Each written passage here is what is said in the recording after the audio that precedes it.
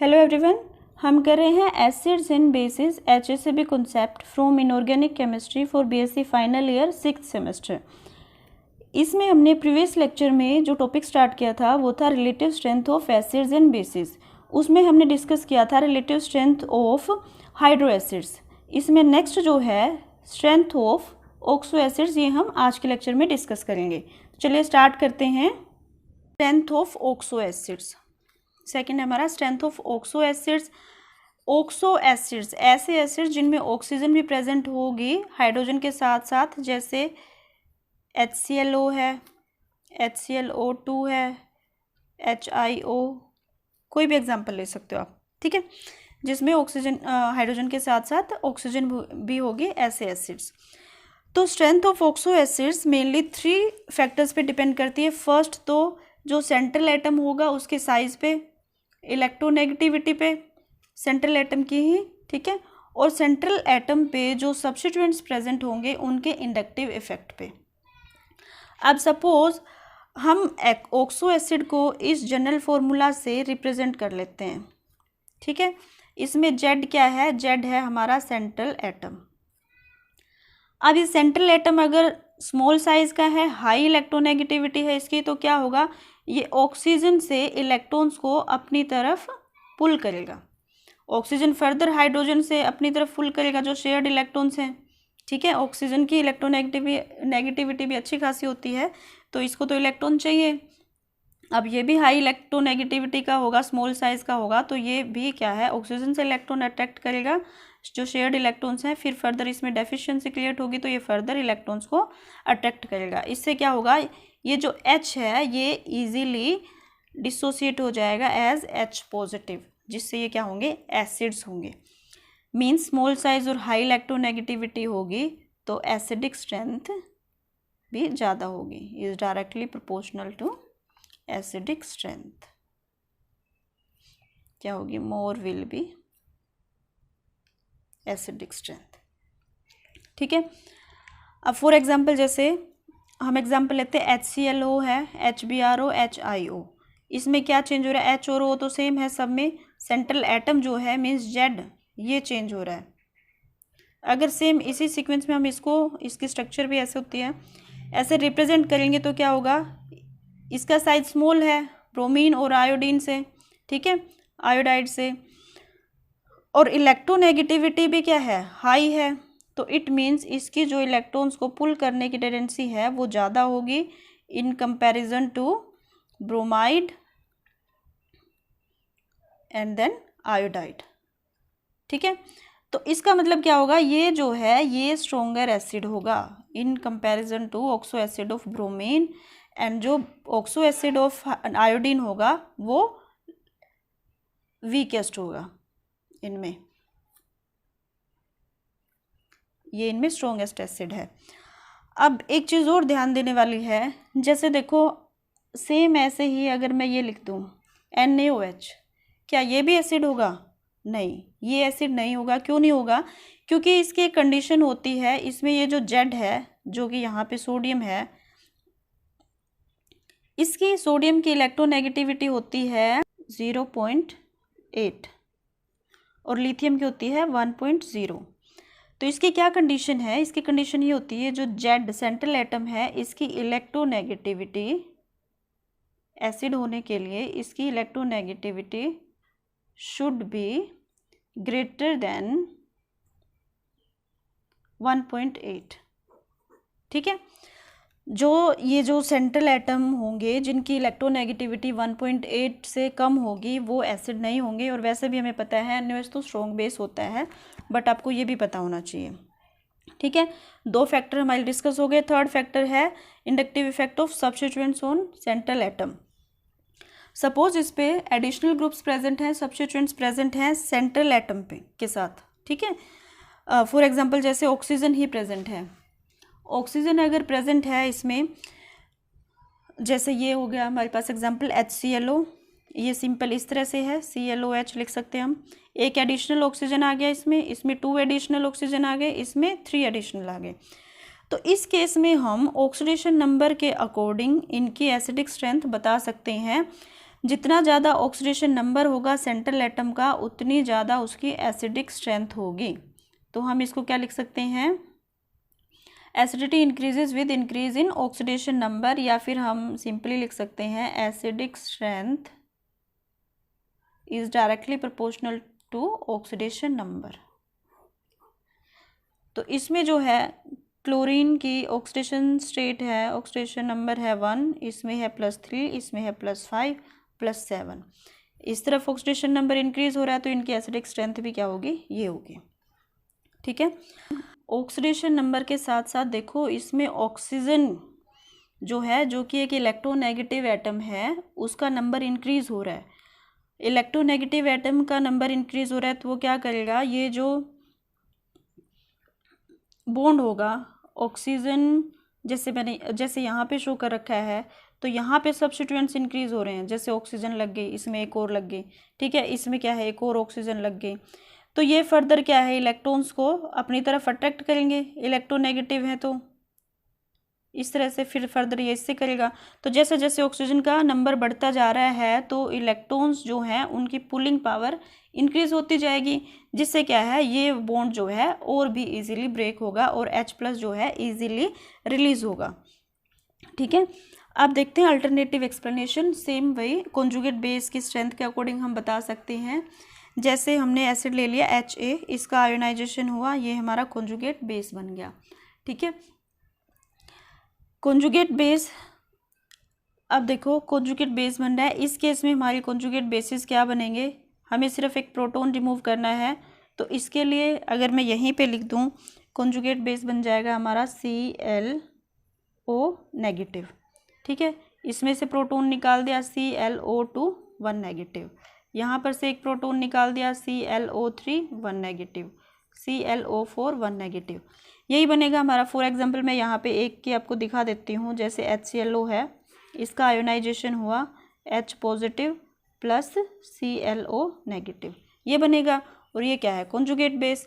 तो इन सब के कॉन्जुगेट बेस मैंने यहाँ पे ये रेड पेन से लिख दिए हैं।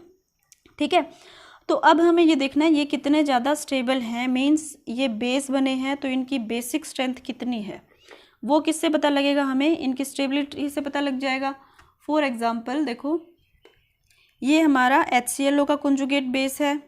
ठीक है, इसमें क्या है, एक ही ऑक्सीजन है, इसमें जनरली हम देखेंगे चार्ज डिस्ट्रीब्यूशन कितना हो रहा है, डीलोकलाइजेशन कितना हो रहा है on pi double bonded oxygen. तो इसमें देखो क्लोरीन है एंड ऑक्सीजन है, 1 नेगेटिव चार्ज है, सेम इस पे भी 1 नेगेटिव चार्ज है, बट यहाँ पर 2 ऑक्सीजन प्रेजेंट हैं। ठीक है, इसमें क्या है, 3 ऑक्सीजन प्रेजेंट हैं और नेगेटिव चार्ज का डीलोकलाइजेशन इस तरह से हो सकता है, इसमें 4 ऑक्सीजन एटम्स हैं इस तरह से। अब अगर आप ध्यान से देखो, 4th कॉन्जुगेट बेस में क्या है, नेगेटिव चार्ज का डीलोकलाइजेशन मैक्सिमम हो रहा है, मैक्सिमम डीलोकलाइजेशन हो रहा है, मीन्स ये अपने आप में ही स्टेबल हो गया है। स्टेबल हो गया है तो इसकी प्रोटॉन के साथ प्रोटॉन को अट्रैक्ट करने की पावर जो है कम हो गई है। प्रोटॉन को अट्रैक्ट करने की टेंडेंसी कम होगी तो क्या होगा, बेसिसिटी डिक्रीज होगी। मीन्स अगर हम इनका बेसिसिटी ऑर्डर देखें, बेसिसिटी ऑर्डर, तो ये क्या है, लीस्ट बेसिक, और ये क्या है, स्ट्रॉन्ग बेस। ठीक है, अब हमें पता है स्ट्रॉन्ग कॉन्जुगेट बेस किसका बनता है, जो वीक एसिड होगा। इट मीन्स ये क्या है, वीक एसिड है, फिर ये इससे स्ट्रोंगर, ये स्ट्रोंगर, एंड इनमें ये स्ट्रॉन्गेस्ट बेस, क्योंकि इसका जो कॉन्जुगेट बेस है वो वीकेस्ट है। क्लियर है। अब ऐसे ही आप नाइट्रोजन के ऑक्सो एसिड्स हैं उनकी स्ट्रेंथ को भी कंपेयर कर सकते हो, सेम ऐसे ही ऑक्सीडेशन नंबर के अकॉर्डिंग। इसमें नाइट्रोजन के ऑक्सीडेशन नंबर स्टेट मैक्सिमम है और इसमें लीस्ट है, मिनिमम है, तो इसकी जो एसिडिक स्ट्रेंथ है वो लेस होगी। ऐसे सल्फर के ऑक्सो एसिड्स की भी स्ट्रेंथ को कंपेयर कर सकते हैं हम। इन दोनों में जो है, इसमें सल्फर की ऑक्सीडेशन स्टेट ज़्यादा है तो ये ज़्यादा एसिडिक होगा। इनको तो हम कंपेयर कर सकते हैं, बट जो फॉस्फोरस के ऑक्सो एसिड्स हैं उनकी स्ट्रेंथ को हम इस बेसिस पे कंपेयर नहीं कर सकते। जैसे देखो, अगर हम ऑक्सीडेशन नंबर के अकॉर्डिंग देखें तो इनकी जो एसिडिक स्ट्रेंथ है ये होनी चाहिए। ठीक है, बट ऐसा नहीं होता है, ये गलत होती है। एक्चुअल में इनकी एसिडिक स्ट्रेंथ का ऑर्डर होता है ये ज़्यादा या इक्वल भी हो सकता है ये, देन ये, ठीक है, ये लीस्ट होता है। अब इसका रीज़न क्या होता है ये हमें इनके स्ट्रक्चर देखने से पता लग जाएगा। एज एन एसिड ये किस तरह से बिहेव करेंगे, जो ऑक्सीजन से अटैच्ड है हाइड्रोजन वो बॉन्ड जो है ब्रेक होगा और ये H+ को रिलीज करेंगे, तभी ये क्या होंगे, एसिड होंगे। अब इसमें क्या है, एक हाइड्रोजनेटेड ऑक्सीजन है, मींस एक प्रोटॉन लूज हो सकता है, 1 प्रोटॉन, तो इसको हम बोलेंगे मोनोबेसिक एसिड, मोनोबेसिक एसिड। इसमें 2 ब्रेक हो सकते हैं, एक ये 2H+ दे सकता है, इसको हम बोलेंगे डाई बेसिक एसिड, और इसको हम बोलेंगे ट्राई बेसिक एसिड, क्योंकि ये 3 हाइड्रोजन दे सकता है, हाइड्रोजन प्लस आयन, ठीक है। अब देखो, अभी हमने डिस्कस किया था कि जैसे जैसे ऑक्सीजन का जो कि नॉन हाइड्रोजनेटेड हो, ठीक है, उसका नंबर इंक्रीज होता है तो एसिडिक स्ट्रेंथ इंक्रीज होती है। अब इस केस में हम क्या देख रहे हैं, ये जो number of non hydrogenated oxygen है ये इंक्रीज नहीं हो रहा है, ये 1 है सब में, ठीक है, बट जो हाइड्रोजनेटेड ऑक्सीजन है उनका नंबर इंक्रीज हो रहा है, इसमें 1 है, इसमें 2 है, इसमें 3 है।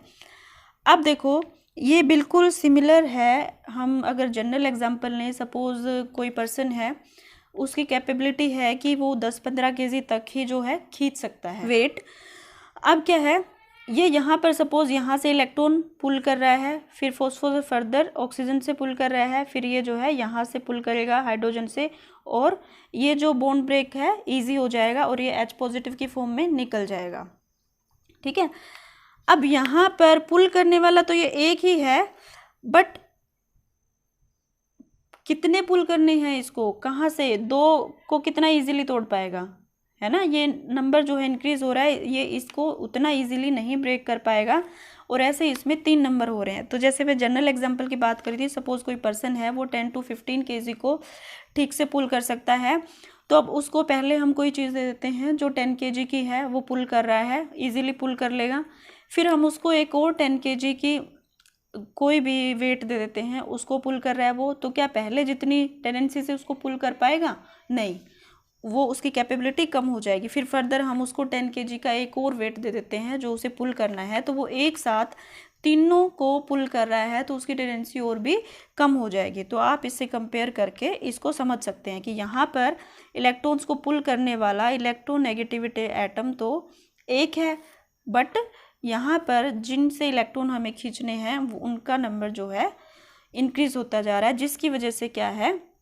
इनकी एसिडिक स्ट्रेंथ कम होती जा रही है, इसकी हाई होगी और इसकी लीस्ट होगी, ठीक है, क्लियर है। अब इसके अलावा एक साइंटिस्ट हुआ पोलिंग, उसने जो है डिफरेंट ऑक्सो एसिड्स की स्ट्रेंथ को कंपेयर करने के लिए कुछ जनरलाइजेशंस बनाई, एम्पिरिकल फार्मूलाज दिए।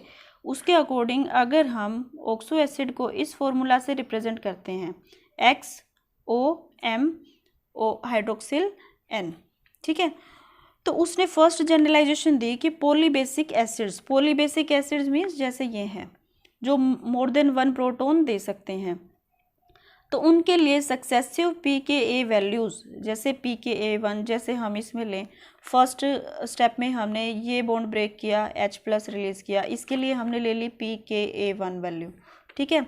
सेकंड स्टेप में हमने ये बॉन्ड ब्रेक किया और H+ रिलीज़ किया, और इसके लिए हमने ले ली pKa2, और इसके लिए हमने pKa3 इस स्टेप के लिए। तो इनका जो रेशो होगा pKa वैल्यूज़ का, pKa वैल्यूज़ क्या होती है, इन्वर्सली प्रोपोर्शनल होती हैं एसिडिक स्ट्रेंथ के, तो इनकी रेशो होगी 1:4:8, ठीक है। pKa वैल्यू इंक्रीज होती जा रही है, मीन्स एसिडिक स्ट्रेंथ क्या है, कम होती जाएगी। सेकंड जनरलाइजेशन इसने दी मोनोबेसिक एसिड्स के लिए, ठीक है। मोनोबेसिक एसिड्स में इसने कहा इसमें सक्सेसिव pKa वैल्यूज़ जो हैं वो कैसे डिफ़र करेंगी, अगर सब्स्टिट्यूएंट्स कोई भी प्रेजेंट नहीं है। X क्या है, सेंट्रल एटम, और M क्या है हमारे सब्स्टिट्यूएंट ऑक्सीजन। अगर कोई भी प्रेजेंट नहीं है, M = 0, जैसे BOH3 है, ठीक है। तो इसमें pKa वैल्यू सपोज आप इसको कुछ भी समझ लो, एक्सपेरिमेंटली निकाल के यहाँ पे लिख दिया हमने 7, ठीक है। अब अगर इसमें सब्स्टिट्यूएंट एक ऐड हो गया ऑक्सीजन OClOH, ठीक है, तो pKa वैल्यू आ गई 3, शो हो रहा है, ठीक है। pKa वैल्यू आ गई 2, सॉरी। एक और सब्स्टिट्यूएंट ऐड हुआ, डबल हो गई oxygen, M is equal to 2, ये M जो है ये 2 हो गया है, देन ये X है और ये OH, तो ये वैल्यू आ गई pKa की -3। अब ऐसे ही अगर एक और सब्स्टिट्यूएंट ऐड कर दें हम इसमें O3ClOH, तो ये वैल्यू आ जाएगी -8। तो इसने क्या जनरलाइजेशन दी कि इस तरह से जब ये सब्स्टिट्यूएंट्स ऐड होते जाएंगे, इंक्रीज होते जाएंगे, तो जो सक्सेसिव pKa वैल्यूज़ हैं उनमें डिफरेंस होगा 5 का। मैं लिख सकती हूँ successive pKa values differ by 5 pKa units, ठीक है। जैसे आप देख सकते हैं इनमें कितना डिफरेंस है, 7 - 5 2 आ गई, 2 - 5 करेंगे तो -3 आएगी, -3 - 5 करेंगे तो -8 आएगी, ठीक है। क्लियर है, समझ गए। अब देखो इसके अलावा पोलिंग के साथ साथ एक रिकाई साइंटिस्ट हुआ जिसने एक फॉर्मूला दिया जो कि स्ट्रक्चर्स इन कंपाउंड्स के एसिड के स्ट्रक्चर को रिलेट करता है pKa वैल्यू से, और उस फॉर्मूला से हम क्या कर सकते हैं, pKa वैल्यू को कैलकुलेट कर सकते हैं बजाय इसके कि हमें एक्सपेरिमेंटली गिवन हो। रिकाई ने एक और जनरलाइजेशन दी, ठीक है। उसने ये मैंने आपको बताया रिलेशनशिप दिया स्ट्रक्चर एंड pKa वैल्यूज़ में, उसने ये फॉर्मूला दिया जिससे हम pKa वैल्यू कैलकुलेट कर सकते हैं। 8.0 - M × 9.0 + N × 4.0। अब आपने अभी एक जनरल फार्मूला पढ़ा था, एम्पिरिकल फार्मूला, जो कि पोलिंग ने दिया था, XO करके मैंने कुछ लिखा था, उसमें भी M और N हमने यूज़ किए थे। तो कंफ्यूज नहीं होना है, इन M और N का उस फार्मूला से कोई रिलेशन नहीं है, ठीक है। ये M और N का अपना अलग मीनिंग है। रिकाई के अकॉर्डिंग N जो है वो क्या है यहाँ पे, number of non hydrogenated oxygen atom, मतलब ऐसे ऑक्सीजन एटम्स जिनके साथ हाइड्रोजन अटैच्ड नहीं है, ठीक है। और M क्या है यहाँ पर, M है formal charge on central atom, ठीक है। फॉर्मल चार्ज आपने पीछे पढ़ा हुआ है, किस तरह से कैलकुलेट कर सकते हैं, अगर किसी को ध्यान में नहीं है तो मैं फिर से बता देती हूँ। इसको हम कैलकुलेट कर सकते हैं number of total valence shell electrons on the central atom, इसमें से हम माइनस करेंगे number half of number of electrons shared with other atoms minus number of unshared valence electrons. Simply देखो क्या करना है आपको, टोटल वैलेंस इलेक्ट्रॉन्स कितने हैं जो भी सेंट्रल एटम होगा उसमें से हमें माइनस करने हैं जो इलेक्ट्रॉन्स उसने अदर एटम के साथ शेयर किए हैं उनका हाफ क्यों ले रहे हैं, क्योंकि हम इसमें जितने शेयर्ड हैं टोटल लेंगे और उसका हाफ इसलिए कर देंगे क्योंकि वो दो के बीच में शेयर हो रहे हैं। और फिर unshared valence electrons, for example से बताती हूँ अब आपको। जैसे देखो ये है HClO, इस तरह से हम इसको रिप्रेजेंट कर सकते हैं। इसके ऊपर ऑक्सीजन का नहीं देखना हमें, सेंट्रल एटम क्या है हमारा, क्लोरीन है, तो इसके ऊपर ये अनशेयर्ड इलेक्ट्रॉन्स प्रेजेंट हैं, ठीक है। फॉर्मल चार्ज कैलकुलेट करेंगे, M = number of total valence shell electrons on the central atom. Number of total valence electron कितने होते हैं क्लोरीन में, 7, ठीक है। 7 minus half of number of electron shared with other atoms. Chlorine share कर रहा है यहाँ पे इलेक्ट्रॉन ऑक्सीजन के साथ, बॉन्ड बना रहा है, बॉन्ड में कितने इलेक्ट्रॉन होते हैं, 2 इलेक्ट्रॉन्स, ठीक है। क्योंकि हमें हाफ लेना है तो हम यहाँ पे टोटल नंबर ऑफ इलेक्ट्रॉन्स ही लिखेंगे, 2 इलेक्ट्रॉन्स ही लिखेंगे हम यहाँ पर, ठीक है। हमें पता है यहाँ पर एक आ रहा है क्लोरीन से, एक ऑक्सीजन से आ रहा है, बट हम हाफ ले रहे हैं यहाँ पे, तो टोटल नंबर लेने हैं हमें, बोथ लेने हैं बोथ इलेक्ट्रॉन्स, ठीक है। माइनस क्या है, माइनस कौन सी क्वांटिटी है अभी, number of unshared valence electrons. तो अनशेयर्ड कितने बचे हैं, 2 4 6 इलेक्ट्रॉन्स। तो ये कितना आ जाएगा, 2 से 2 कैंसिल, 7 - 6 इज इक्वल टू 7 - 1 ये भी है 0, कितना आ गया 0, ठीक है। बाकियों का भी फॉर्मल चार्ज कैलकुलेट कर लेते हैं। इसका कैलकुलेट करेंगे हम, ये हमारा सेंट्रल एटम है। अब यहाँ पर 2 इलेक्ट्रॉन यहाँ पर हैं, 2 यहाँ पर हैं, ठीक है।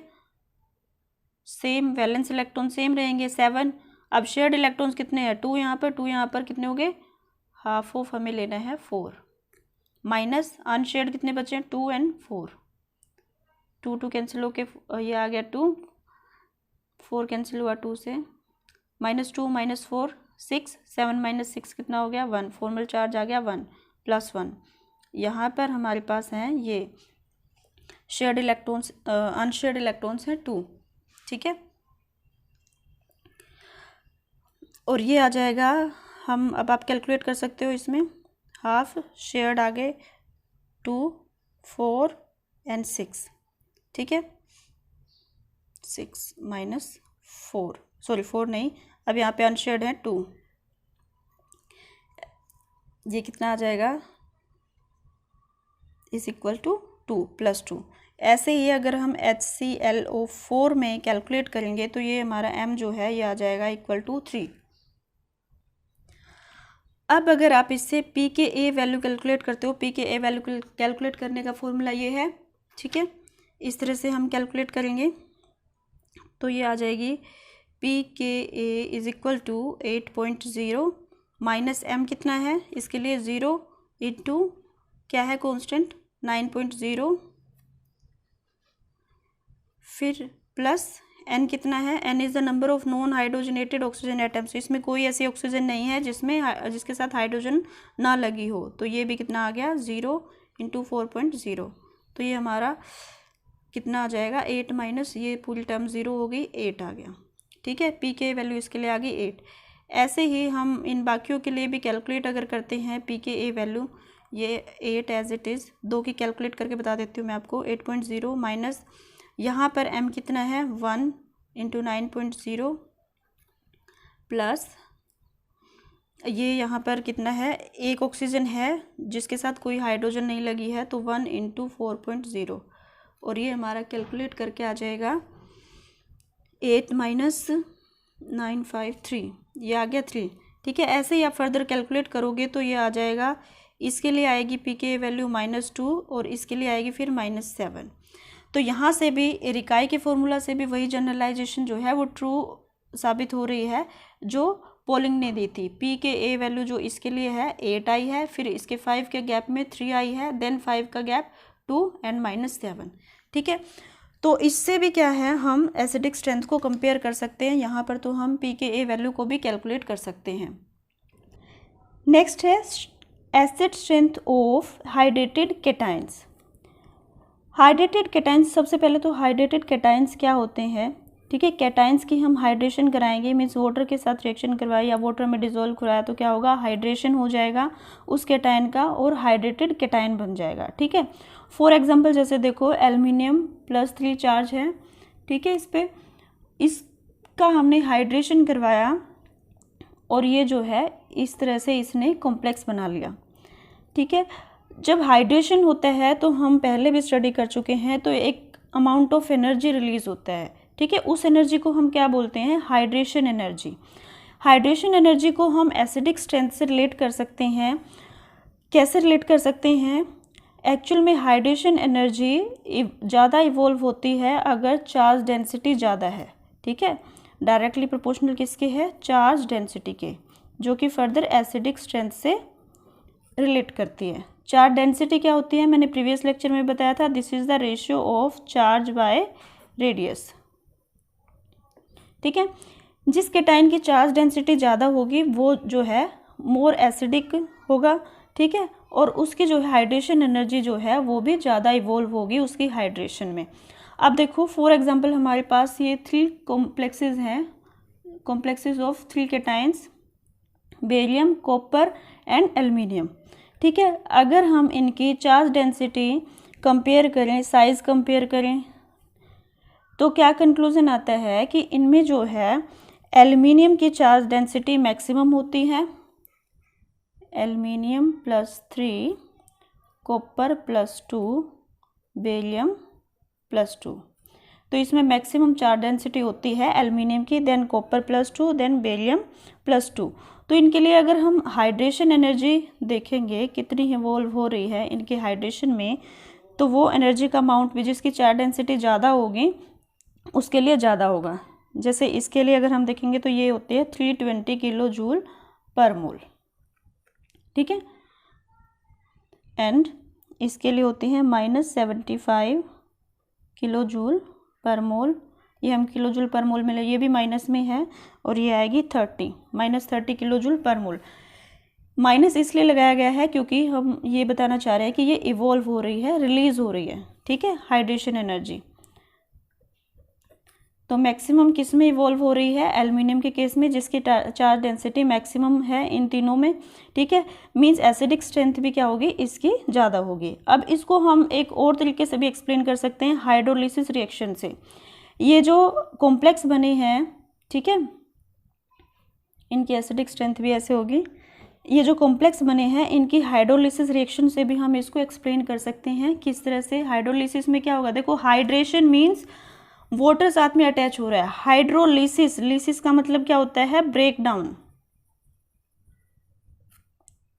ठीक है। हाइड्रो मीन्स क्या होता है? वाटर, तो वाटर का ब्रेक डाउन हो रहा है। तो जैसे हमारे पास ये कॉम्प्लेक्स है, ठीक है, हाइड्रेशन करके हमने ये बनाया था। अब क्या है? वाटर में ही इसका हाइड्रोलिसिस करवा रहे हैं हम। तो ये क्या हुआ? इसका जैसे वाटर में हम इस तरह से दिखा सकते हैं, चलो बाद में बताती हूँ मैं आपको। हाइड्रोलिसिस हुआ, 5 वाटर मॉलिक्यूल्स बच गए हमारे पास। एक और वाटर मॉलिक्यूल जो 6th वाटर मॉलिक्यूल था, उसमें से एक H जो है, H+ वो जो है रिलीज हो गया है। H3O पॉजिटिव फिर वाटर के साथ कंबाइन करके उसने हाइड्रोनियम आयन बना लिया, ठीक है। मीन्स ये जो सॉल्यूशन है, किस तरह का सॉल्यूशन बना है? Acidic solution. ऐसे ही अगर हम आयरन की एग्जांपल लें, आयरन +3 स्टेट में पहले हमने इसका हाइड्रेशन करवाया, ठीक है, हाइड्रेटेड कैटायन बन गया, कॉम्प्लेक्स बन गया। अब हमने इसका हाइड्रोलिसिस करवाया तो इसमें भी क्या हुआ? ये तो 5 वाटर मॉलिक्यूल, 6th जो वाटर मॉलिक्यूल है उसमें से एक H जो है एज ए प्रोटोन H+ की फॉर्म में रिलीज हो गया और वाटर के साथ कंबाइन करके उसने हाइड्रोनियम बना लिया, हाइड्रोनियम आयन, ठीक है। तो ये जो सॉल्यूशन का नेचर है ये एसिडिक हुआ है। आपको पता है एसिडिक क्यों हुआ? ये एसिड का काम कैसे कर रहा है? क्योंकि इसने H प्रोटोन जो है रिलीज किया है। ये हमने आर्हेनियस कंसेप्ट में भी स्टडी किया है और ब्रोमस्टेड लोयल कंसेप्ट में भी स्टडी किया है कि जो H+ रिलीज करते हैं उनको हम एसिड बोलते हैं, ठीक है। अब ये जैसे फॉर एग्जांपल देखो ये किस तरह से स्प्लिट हो रहा है, ये बताती हूँ मैं आपको। जैसे आयरन है, ये इसका अरेंजमेंट कैसा होगा? ऑक्टाहेड्रल, ऑक्सीजन के थ्रू अटैच्ड हैं, 6 वाटर मॉलिक्यूल्स। एक को हम इस तरह से दिखा लेते हैं ओपन अप करके। अब देखो ये किससे रिलेटेड है? फर्दर चार्ज डेंसिटी से। चार्ज डेंसिटी एसिडिक स्ट्रेंथ को अफेक्ट कर रही है। Hydrolysis reaction depends on the acidity of the cation. If charge to size ratio क्या होती है? चार्ज डेंसिटी, ठीक है। If charge to size ratio is large causes more polarity in OH bond in coordinated water। अगर इसकी charge density ज़्यादा होगी, means हम पॉजिटिव चार्ज की बात कर रहे हैं, पॉजिटिव चार्ज ज़्यादा है, मीन्स इलेक्ट्रॉन्स की डेफिशिएंसी है एक तरह से, साइज भी स्मॉल है, तो इलेक्ट्रोनेगेटिविटी एक तरह से क्या होती है? ज़्यादा होती है। हालांकि ये तो क्या है? मेटल है, इलेक्ट्रोपॉजिटिव होती है मेटल्स मोस्टली। तो बट इसमें चार्ज डेंसिटी ज़्यादा होने की वजह से ये क्या करेगा? इलेक्ट्रॉन्स को पुल करेगा, और जिसकी वजह से क्या होगा? ये जो बॉन्ड है, आपको ऐसा भी कंसिडर कर सकते हो, ये जो है मोर पोलर हो जाएगा। ज़्यादा पोलैरिटी होने की वजह से क्या होगा? H जो है ईजिली H पॉजिटिव की फॉर्म में निकल सकता है, ठीक है, क्लियर है। तो ये जो H प्रोटॉन की रिलीज होने की टेंडेंसी है, ये ज़्यादा किस में होगी? जो ये सेंट्रल एटम जो है, जितनी ज़्यादा इसकी चार्ज डेंसिटी होगी उतनी ज़्यादा टेंडेंसी होगी, उतना इजीली H+ जो है इसमें निकल सकता है। और इस केस में फिर क्या होगा? एसिडिटी ज़्यादा होगी, जिसकी चार्ज डेंसिटी ज़्यादा होगी, ठीक है। मीन्स हम कह सकते हैं charge density of cation is directly proportional to acidity. ऐसे ही मैंने कुछ एग्जांपल्स लिखी हैं, जैसे ये कुछ एग्जांपल्स हैं हमारे पास, आयरन का हाइड्रेटेड कैटायन, वेनेडियम का, क्रोमियम का एंड स्कैंडियम का। तो ये क्या सेम चार्ज है सबके ऊपर, सेम नंबर ऑफ लिगेंड्स है और टाइप ऑफ लिगेंड भी सेम है। हाइड्रेशन की बात करें हम तो वाटर है, ठीक है। अब क्या अफेक्ट कर रहा है इसमें, चार्ज डेंसिटी, चार्ज सेम है तो रेडियस जो है वो इसमें अफेक्ट कर रहा है। इनमें आयरन का साइज सबसे स्मॉल है, ठीक है, चार्ज सब पे सेम है, आयरन का साइज स्मॉल है, मींस इसकी चार्ज डेंसिटी ज़्यादा होगी, इसकी चार्ज डेंसिटी ज़्यादा होगी तो इसकी एसिडिक स्ट्रेंथ भी ज़्यादा होगी। फिर वेनेडियम का साइज है, ठीक है, इस ऑर्डर में इनका साइज जो है इंक्रीज हो रहा है, ठीक है, इसका साइज स्मॉल क्योंकि चार्ज डेंसिटी के रेडियस जो है, radius mean size inversely proportional है, ठीक है। तो इसका साइज क्या है, लेस है, तो इसकी चार्ज डेंसिटी ज़्यादा होगी। ये जो ऑर्डर मैंने लिखा है आप चार्ज डेंसिटी या फिर एसिडिटी कोई सा भी कंसीडर कर सकते हो, दोनों का सेम ऑर्डर आएगा, दोनों डायरेक्टली प्रोपोर्शनल है, ठीक है। ये था acid strength of hydrated cations. इससे नेक्स्ट है acid strength of organic acids. Organic chemistry में आपने स्टडी किया है, काफ़ी कुछ कंपाउंड्स ऐसे होते हैं जो एसिड का काम कर सकते हैं, जैसे कार्बोक्सिलिक एसिड्स होते हैं, ठीक है, जिनमें COOH ग्रुप होता है, ठीक है, या फिर फिनोल्स भी एज एन एसिड का काम कर सकते हैं जिनमें OH ग्रुप होता है, ठीक है। और भी कई कंपाउंड्स होते हैं जो एज एन एसिड बिहेव कर सकते हैं। तो इनमें जो फैक्टर्स अफेक्ट करते हैं एसिडिटी को, ये भी वैसे आपने ऑर्गेनिक केमिस्ट्री में काफ़ी डिटेल में स्टडी कर रखा है, बट हम यहाँ पे भी थोड़ा डिस्कस कर लेते हैं। तो इसमें जनरली जो है इंडक्टिव इफेक्ट मैटर करता है एंड रेजोनेंस, ठीक है। जो भी सब्स्टिट्यूएंट्स लगे होंगे इन बॉन्ड्स के साथ उनका inductive effect plus I effect है या माइनस आई है and resonance stabilization. For example हम जनरल फॉर्मूला लिख लेते हैं, ठीक है, कार्बोक्सिलिक एसिड का। ये क्या है, कार्बोक्सिलिक एसिड। अब कार्बोक्सिलिक एसिड जो हैं वो एज एन एसिड बिहेव कैसे करते हैं, ये जो ऑक्सीजन है क्या है, ज़्यादा इलेक्ट्रोनेगेटिविटी है, ज़्यादा इलेक्ट्रोनेगेटिव है, तो ये क्या करेगी, इलेक्ट्रॉन्स को अपनी तरफ पुल करेगी, ठीक है, अपनी तरफ पुल करेगी। तो इससे क्या होगा, H जो है as a H+ easily release हो सकता है। अब ये डिपेंड करता है इस रेट को, ये इजीली रिलीज़ होगा या फिर डिफ़िकल्टी से रिलीज़ होगा, ये डिपेंड करेगा फर्दर यहाँ पे सब्स्टिट्यूएंट्स क्या लगे हैं, ठीक है। तो इससे पहले ये भी हम डिस्कस करेंगे, ये देख लेते हैं। जैसे अगर ये एज एन एसिड बिहेव कर रहा है, H+ जो है इसमें रिलीज़ कर दिया, फिर हमारे पास ये आयन बन गया, ठीक है, ये H+ के फॉर्म में निकल गया, ये आयन बन गया, इसको हम क्या बोलेंगे, कार्बोक्सिलेट आयन।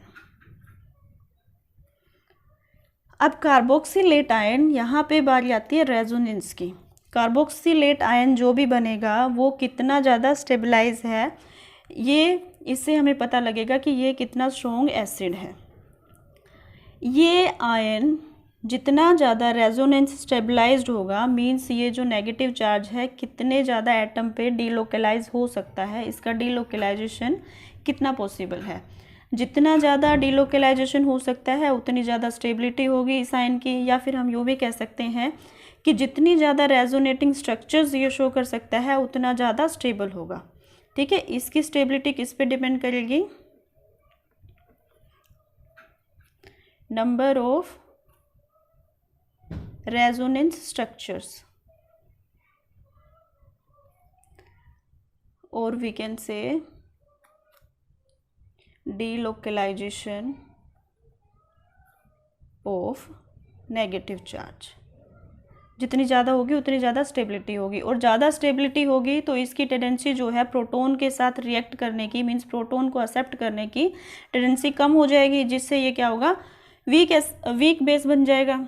अभी क्योंकि इसके ऊपर नेगेटिव चार्ज है, ये प्रोटॉन को एक्सेप्ट कर सकता है, तो ये क्या है, बेस है।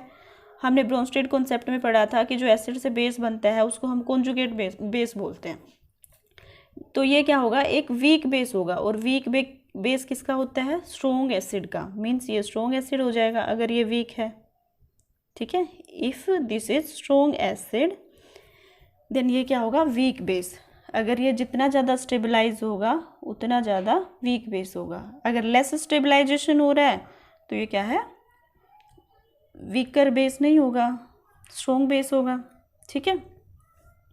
तो अब देखो ये तो हो गया रेजोनेंस स्टेबलाइजेशन। जैसे इसमें देखो 2 रेजोनेटिंग स्ट्रक्चर्स बन सकती हैं, ये यहाँ पर शिफ्ट हो जाएगा और ये पाई बॉन्ड जो है इसकी इलेक्ट्रॉन डेंसिटी इस ऑक्सीजन पर, तो ये यहाँ पर नेगेटिव चार्ज आ गया, यहाँ पर डबल बॉन्ड। इस तरह से 2 रेजोनेटिंग स्ट्रक्चर शो कर सकता है।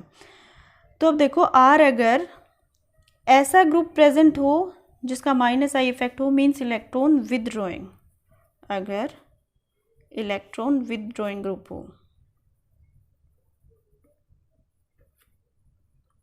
ठीक है। विदड्रॉइंग मीन्स अपनी तरफ अट्रैक्ट करेगा। जैसे सिंपली ये हमने क्या लिखा हुआ है, एसिटिक एसिड। एसिटिक एसिड को ओपन अप करके लिख दिया कार्बन, इसके 3 हाइड्रोजन और ये COOH ग्रुप। अब देखो नेक्स्ट में हम इसका जो है एक हाइड्रोजन को क्या करते हैं, रिप्लेस कर देते हैं। ये हाइड्रोजन 2 हम एज इट इज़ रख लेते हैं, एक हाइड्रोजन को हमने किसी भी इलेक्ट्रॉन विदड्रॉइंग ग्रुप से इसको रिप्लेस कर दिया। सपोज क्लोरीन एटम जो है ये हमने लगा दिया, ठीक है। तो अब क्या हुआ, क्लोरीन एटम जो है ये, इसका नेचर कैसा होगा, विदड्रॉइंग, इलेक्ट्रॉन विदड्रॉइंग नेचर होता है। तो ये क्या करेगा, कार्बन से इलेक्ट्रॉन विदड्रॉ करेगा, इसमें डेफिशिएंसी होगी, फर्दर ये अगले कार्बन से इलेक्ट्रॉन विदड्रॉ करेगा, ये क्या है फिर फर्दर ऑक्सीजन से इलेक्ट्रॉन्स विदड्रॉ करेगा। अब यहाँ पर तो कोई और है नहीं प्रेजेंट जिससे ऑक्सीजन जो है इलेक्ट्रॉन्स ले सकता है, बट यहाँ पर क्या है, हाइड्रोजन है जिसकी इलेक्ट्रोनेगेटिविटी ऑक्सीजन से कम है। तो इट मीन्स ये क्या है, इसे ले सकता है। यूँ समझ लो एक पावरफुल पर्सन है और एक की पावर जो है कम है, तो ऑब्वियसली पावर वाला जो है अपना ऑर्डर चला सकता है, ठीक है। तो ये क्या है, इलेक्ट्रॉन्स जो शेयर्ड इलेक्ट्रॉन्स हैं उनको अपनी तरफ पुल करेगा। इस तरह से हम शो कर सकते हैं, ये इससे, फिर ये फर्दर इससे, ये इससे, ठीक है। तो ये क्या है, H+ की फॉर्म में इसके कंपैरिजन में इजीली निकलेगा। तो हम ऐसे कह सकते हैं कि ये इससे स्ट्रोंगर एसिड होगा, एसिडिटी की बात कर रहे हैं, ठीक है। अब नेक्स्ट में हम क्या करते हैं, इसमें हम एक और हाइड्रोजन को रिप्लेस कर देते हैं। इसको मैं एज इट इज़ लिख देती हूँ, एक इसको, ये हमने ऑलरेडी रिप्लेस कर रखी है। तो अब क्या होगा, पहले तो सिर्फ ये एक ही एटम ऐसा था जो इलेक्ट्रॉन विदड्रॉ कर रहा था अपनी तरफ, ठीक है, इस तरह से फर्स्ट स्ट्रक्चर में बना है। अब एक और एटम ऐसा आ गया है जिसको उसको भी इलेक्ट्रॉन चाहिए, इस तरह से दिखा देते हैं हम। तो यहाँ पर क्या है, डबल पावर लग रही है, यहाँ भी डबल पावर से इलेक्ट्रॉन विदड्रॉ हो रहे हैं। तो इसमें इस केस में क्या होगा, H और भी ज़्यादा इजीली H+ की फॉर्म में निकल सकता है। मीन्स अगर हम इनको कंपेयर करेंगे तो ये इससे स्ट्रोंगर एसिड होगा। अब नेक्स्ट में क्या किया हमने, तीनों हाइड्रोजन्स को रिप्लेस कर दिया क्लोरीन से, ठीक है, क्लोरो ग्रुप से। तो इसमें क्या होगा, ये भी पुल कर रहा है अपनी तरफ इलेक्ट्रॉन्स को, ये भी पुल कर रहा है, ये भी पुल कर रहा है। तो यहाँ पे क्या है, 3 की पावर लग रही है, हम 3 एरो से दिखा देते हैं। तो इसमें क्या है, और भी ज़्यादा इजीली H+ जो है वो रिलीज़ होगा। मीन्स ये क्या है, इन चारों में ये क्या होगा, स्ट्रोंगेस्ट एसिड होगा, ठीक है। इस तरह से हम लिख सकते हैं, मीन्स एसिटिक एसिड, फिर हमने एक हाइड्रोजन को रिप्लेस किया CH2COOH, फिर हमने एक और हाइड्रोजन को, मीन्स 2 क्लोरो ग्रुप हो गए, CH-COOH, देन एक और, मीन्स इसके तीनों हाइड्रोजन जो हैं वो रिप्लेस हो गए हैं, ठीक है, ClCCOOH, ये ऑर्डर आ जाएगा। यहाँ पर सिर्फ क्लोरो की बात नहीं हो रही है, यहाँ पर एक इलेक्ट्रॉन विदड्रॉइंग ग्रुप की बात हो रही है। ये कोई सा भी हो सकता है। सपोज देखो हम और एग्जांपल ले सकते हैं, इसमें हमने सिर्फ एक ही हाइड्रोजन को रिप्लेस किया है, एक में फ्लोरो से किया है, एक में क्लोरो ग्रुप से किया, एक में ब्रोमो ग्रुप से किया। अब आपको पता है इनमें से इलेक्ट्रोनेगेटिविटी ज़्यादा किसकी है, फ्लोरो की। मीन्स इलेक्ट्रॉन्स को विदड्रॉ करने की, इलेक्ट्रॉन्स को अपनी तरफ पुल करने की पावर ज़्यादा किसकी है, फ्लोरीन की, क्लोरीन से। और ब्रोमीन से ज़्यादा किसकी है, क्लोरो की। तो इट मीन्स ये स्ट्रोंगर एसिड होगा, फिर ये इससे स्ट्रोंगर, ये इसका ऑर्डर आ जाएगा, ठीक है। अब ये तो बात थी -I इफेक्ट की, इसको -I इफेक्ट बोलते हैं। +I इफेक्ट क्या होता है, इलेक्ट्रॉन रिलीजिंग ग्रुप होता है इसमें, इलेक्ट्रॉन रिलीजिंग ग्रुप। जैसे हमने इसमें हाइड्रोजन को रिप्लेस किया इलेक्ट्रॉन विथड्रॉइंग ग्रुप से, ऐसे ही इसमें अगर हम इलेक्ट्रॉन रिलीजिंग ग्रुप से इसको रिप्लेस करते हैं तो क्या होगा, देखो बिल्कुल इसके ऑपोजिट होगा। ये एक हाइड्रोजन को हमने CH3 ग्रुप, मिथाइल ग्रुप क्या होता है, एक इलेक्ट्रॉन रिलीजिंग ग्रुप होता है, ठीक है। तो ये क्या करेगा, यहाँ पर क्या हो रहा था, ये पुल कर रहा था, ये इलेक्ट्रॉन्स प्रोवाइड कर रहा है, ठीक है, फर्दर प्रोवाइड कर रहा है। यहाँ पे जो है अगर कोई किसी टाइप की डेफिशिएंसी अगर होगी भी तो ये उसको स्टेबलाइज कर देगा, ठीक है, इलेक्ट्रॉन्स प्रोवाइड करके। तो इस वजह से क्या है, ये जो ब्रेक डाउन है इस बॉन्ड का, ये क्या हो जाएगा, डिफ़िकल्ट हो जाएगा, ठीक है। अब देखो अगर हम इससे कंपेयर करेंगे तो इसकी स्ट्रेंथ क्या होगी, यहाँ पर कोई ऐसा electron withdrawing electron releasing group नहीं है, तो ये क्या है, इससे स्ट्रोंगर एसिड होगा। अब फर्दर इस केस में क्या है, 2 हाइड्रोजन को रिप्लेस कर दिया और 2 इलेक्ट्रॉन रिलीजिंग ग्रुप आ गए हैं। ये भी इलेक्ट्रॉन दे रहा है, ये भी इलेक्ट्रॉन दे रहा है, तो यहाँ पे क्या है, ऑक्सीजन की इलेक्ट्रॉन डेफिशिएंसी जो है, मतलब उसकी इलेक्ट्रोनेगेटिविटी जो है वो यहाँ पे अपने आप कंपनसेट हो रही है, उसको कोई ज़रूरत नहीं है हाइड्रोजन से इलेक्ट्रॉन लेने की। इट मीन्स ये जो ब्रेकडाउन है यहाँ पे और भी डिफ़िकल्ट हो रहा है, मोर डिफ़िकल्ट, ठीक है। अब फर्दर यहाँ पे तीनों हाइड्रोजन को रिप्लेस कर दिया मिथाइल ग्रुप से, 3 इलेक्ट्रॉन रिलीजिंग ग्रुप हो गए हैं,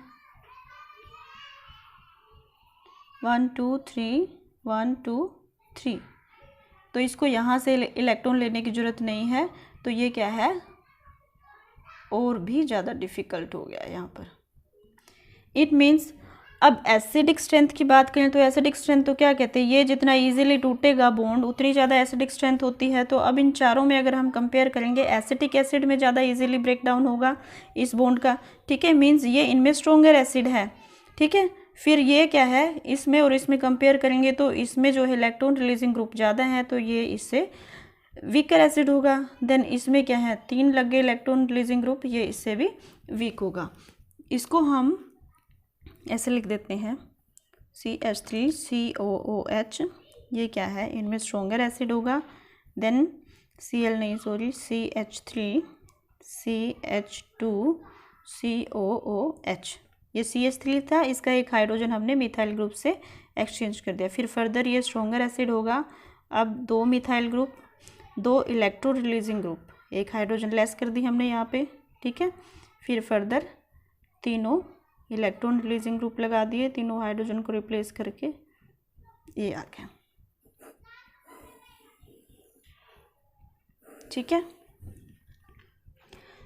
तो ये तो था acidic strength of organic acids, clear है। इसमें मेजर फैक्टर्स जो होंगे अफेक्टिंग वो होंगे इंडक्टिव इफेक्ट एंड रेजोनेंस। इसमें फर्दर डिस्कशन हम नेक्स्ट लेक्चर में करेंगे। Thank you.